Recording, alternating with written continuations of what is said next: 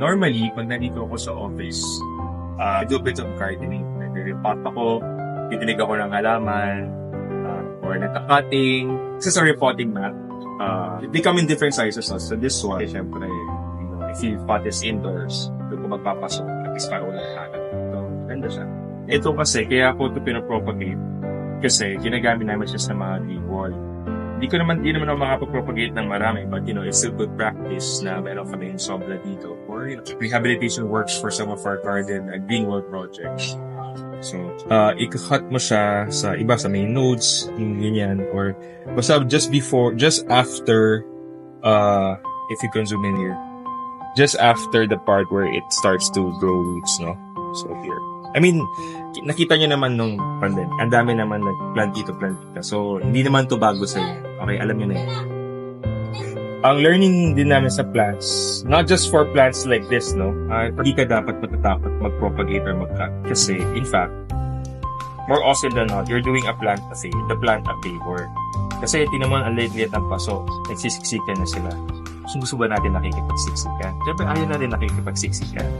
So, the more you cut it, the more you free up the space, plus syempre mas magiging concentrated yung mga nutrients niya and watering niya, the more na mas lalash siya ulit. And it's going to be a constant relationship with this plant. To give way to new plants, to new shoots. You have more plants that you can use later on, many months from now, to propagate and use for our other products. So in fact, ito i-repot ko to. As is in life, sometimes you really have to either deliberately or intentionally cut away some of the parts to make way for greater parts.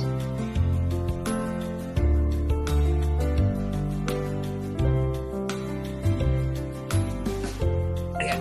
Si Charlie, yung mata niya weird. Gifted siya, gifted. Ayun ka muna. Diyan ka na. So, anyway, I'm almost done.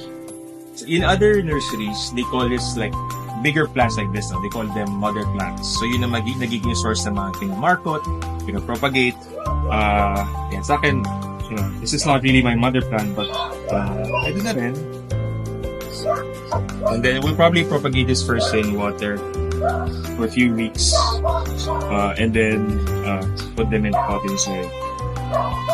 But in my experience, they root faster pag water. I think lang, they will grow better pag na-transfer na sila sa soil. After nila mag-plant. Diba?